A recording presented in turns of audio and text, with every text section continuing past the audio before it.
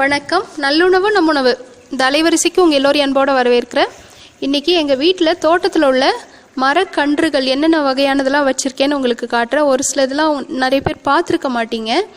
இது இந்த கோல்டன் குஃபியான்னு சொல்லக்கூடிய ஒரு வகை பூச்செடி தான். சின்ன சின்ன பூ இருக்கும், ஆனால் இது முழுக்கவும் தேனி இருக்கும். நாள் முழுக்க நம்ம நின்று வேடிக்கை பார்த்துட்டு இருந்தாலும் இதில் தேனீக்க தேன் எடுத்துகிட்டு இருக்கிறத நம்மளால் பார்க்க முடியும். இது தவிர இந்த ரோஸ் அழகாக இருக்குது, அதுக்காக இதை காட்டுறேன். இப்போது இந்த ரோசா செடிலாம் இதுக்கு முன்னாடி தோட்ட வேலைக்காக ஒருத்தரை கூப்பிட்ருந்தோம். அவங்க சரியாக வைக்கல. அதுக்கப்புறம் இப்போ நாங்களே இதெல்லாம் பராமரிக்கிறோம். அந்த பூவெல்லாம் எப்படி கொத்து கொத்தாக பூத்துருக்கு பாருங்கள். பார்க்கவே ரொம்ப அழகாக இருக்குது. எங்களுக்கும் மனசுக்கு ரொம்ப பிடிச்சிருக்கு. இதுவும் ஒரு ரோஸு பூ மொட்டை எடுத்துருக்கு. இது தவிர மறிக்கொழுந்தெல்லாம் இருக்குது. பூச்செடிலாம் என்னென்ன இருக்குதுன்னு இன்னொரு காணொலியில் காட்டுறேன். இது வெண்ணெய்ப்பழ மரம், பட்டர் ஃப்ரூட். இது பக்கத்தில் பார்த்திங்கன்னா குருவிங்கெல்லாம் சாப்பிட்றதுக்காக அப்பப்போ கொஞ்சம் கொஞ்சம் அரிசி போடுவேன். இது தவிர இங்கே குட்டையில் பார்த்திங்கன்னா அள்ளியும் பூத்துருக்கு. இந்த வெண்ணெய் பழ மரம் பார்த்திங்கன்னா வச்சு 4 ஆண்டு ஆகுது, வளரவே விடலை. ராத்திரியில் யாராவது அது மேலே இருக்கிற அந்த தளிரை மட்டும் கடித்து சாப்பிட்டுட்டு அழகாக போயிடுவாங்க. அதனால் வேலி போட்டு வலை கட்டி வளர்த்தோம். இப்போ தான் கொஞ்சம் நல்லா வளர்ந்துருக்கு. அடுத்தது இது பாட்டில் ப்ரஷ் மரம்னு சொல்லுவாங்க. பார்க்குறதுக்கு இந்த பூ பாட்டில் ப்ரஷ் மாதிரியே இருக்கும். இந்த பாட்டிலெலாம் கழுவக்கூடிய அந்த நார் மாதிரியே இருக்கும். இந்த கிறிஸ்மஸ் மரத்தில் ஒரு வகையான குருவி உட்காந்துருந்தது. அது சன்ஷைன்னு சொல்லக்கூடிய ஒரு பறவை, அதோட இனத்தை சேர்ந்தது.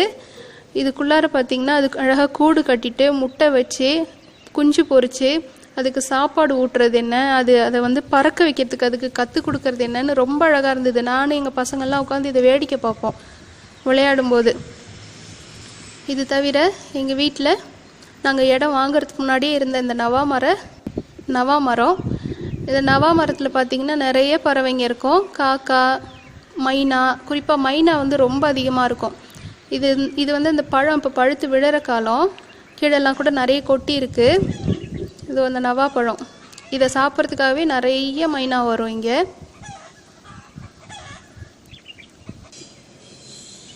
கொஞ்சமாக தக்காளி நாற்றுங்க கொஞ்சம் போட்டிருக்கிறேன். யாராவது சாப்பிட்டுடுறாங்கன்னு சொல்லிட்டு வலை கட்டி விட்டுருக்குறேன் எல்லாத்துக்குமே. அடுத்தது இங்கே பார்த்தீங்கன்னா அதே பட்டர் ஃப்ரூட் தான். பட்டர் ஃப்ரூட்டு, மாதுளை, எலுமிச்சை, ஆரஞ்சு, இந்த மாதிரி நிறைய மரங்கள் வச்சுருக்குறோம்.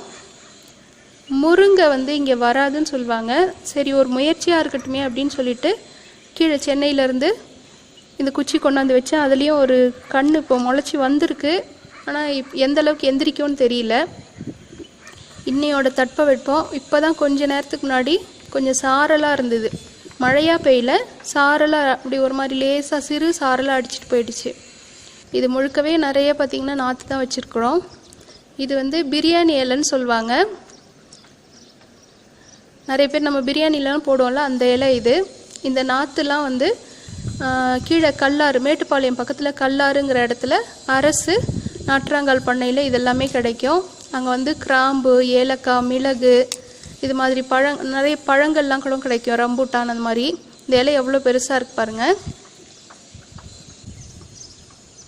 இது ப்ளம்ஸ். இது எல்லாமே வச்சு 3 ஆண்டுக்கு மேலே ஆகுது. இது பீச்சுன்னு சொல்லக்கூடியது. இதுதான். இப்போ பூவோ காய் எதுவுமே இல்லை, காலம் முடிஞ்சிருச்சு. ஒரு 2 மாதத்துக்கு முன்னாடிலாம் இதில் காய் நிறைய இருந்தது. இது பக்கத்துலேயே இது ஆரஞ்சு.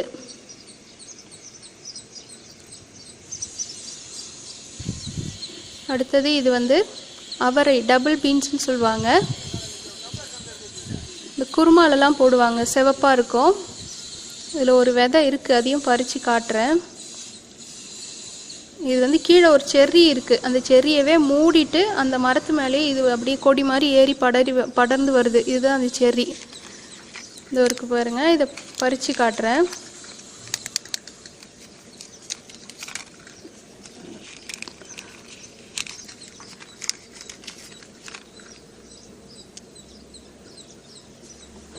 இதுதான் இந்த டபுள் பீன்ஸு. நிறைய பேர் பார்த்துருப்பீங்க. இது இந்த மாதிரி செடியிலேயே காய விட்டுட்டு எடுத்து வச்சு சமையலில் ஊற வச்சு சமைச்சு சேர்த்துக்கிட்டோன்னா நல்லாயிருக்கும். இது முதல் முறையாக நாங்கள் வச்ச வாழை மரம். இதிலேருந்து நிறைய கண் எடுத்து தான் பக்கத்தில் வச்சுருக்கோம். அடுத்தது இது ட்ரீ டொமேட்டோன்னு சொல்லுவாங்க. இந்த மாதிரி பெரிய பெரிய இலை இருக்கிறது. மரத்தக்காளி. இதோட பழம் வந்து துவையலுக்குலாம் ரொம்ப நல்லா இருக்கும். துவையல் சட்னிலாம் அரைக்கலாம். இதில் காய் இப்போ இல்லை. இது தேன் சிட்டு மரம். நிறைய பேர் இந்த பழம் பார்த்துருப்பீங்க. எனக்கு இது ரொம்ப பிடிக்குங்கிறதுக்காகவே இந்த நாற்று வாங்கிட்டு வந்து வச்சேன். இது வச்சியும் 4 ஆண்டு ஆகுது. பழம் பாருங்கள், இந்த கசகசா மாதிரி சின்ன சின்ன விதை இருக்கும். இதில் நல்ல சுவையாக இருக்கும். இது எலுமிச்சை. இது தவிர இது வந்து காட்டு செடி. பூ ரொம்ப நேரில் பார்த்தா ரொம்ப அழகாக இருக்கும். இப்போ இந்த கேமரா வழி அந்தளவுக்கு தெரியல. இது சீம அகத்தி. இதில் நிறைய வண்டுங்க வரும். இந்த பூவுக்கு பெரிய பெரிய வண்டுங்க, நல்லா 1 இன்ச் அளவுக்கு இருக்கும் அந்த வண்டோட அளவுலாம் பார்த்தீங்கன்னா. அது தவிர தேன் சிட்டு குருவின்னு சொல்லி ஒன்று இருக்குது. மூக்கு நல்லா நீளமாக அப்படியே குச்சி மாதிரி இருக்கும். உடம்பு பச்சையாக சின்னதாக, சிட்டுக்குருவி விட சின்னதாக இருக்கும். அது வந்து இந்த மரத்துக்கு நிறைய வரும். வேலை செய்ய வரவங்களாம் இதை அறுத்துடலாமான்னு கேட்பாங்க. அதை பார்த்துட்டே நாங்கள் அதை அறுக்கலை. இதே மாதிரி தான் இந்த ஆமணக்கும். இதில் நிறைய பறவைங்க வந்து உட்காரும். இதனால் இதையும் பேரிக்காய் மரமும் 2 வச்சுருந்தோம். சும்மாவே எங்கள் வீட்டுக்கு கரடி வரும். பேரிக்காய் இருந்தால் கண்டிப்பாக கரடி வரும்னு சொன்னதுனால அதெல்லாம் எடுத்துட்டோம். இது வந்து கருவேப்பிலை, அப்புறம் தண்டுக்கீரை, இந்த மாதிரி சின்ன சின்ன கீரை, சின்னதாக கேரட்டு, பீன்ஸ்லாம் கொஞ்சம் போட்டிருக்கோம். கொஞ்சம் இந்த இடம் வந்து இப்போ புதராக இருக்குது. இது எல்லாத்தையும் சுத்தம் செஞ்சுட்டு காயெல்லாம் எப்படி போடுறதுன்னு உங்களுக்கு இன்னொரு காணொலியில் காட்டுறேன். இந்த காணொலி உங்களுக்கு பிடிச்சிருந்தா கீழே உள்ள கருத்து பெட்டியில் உங்களுடைய மேலான கருத்துக்களை பதிவிடுங்க. மேலும் என்னுடைய அலைவரிசைக்கு நீங்கள் ஆதரவு தர விரும்புனீங்கன்னா கீழே உள்ள சப்ஸ்கிரைப் மற்றும் மணியை மறக்காமல் அழுத்திடுங்க. நன்றி.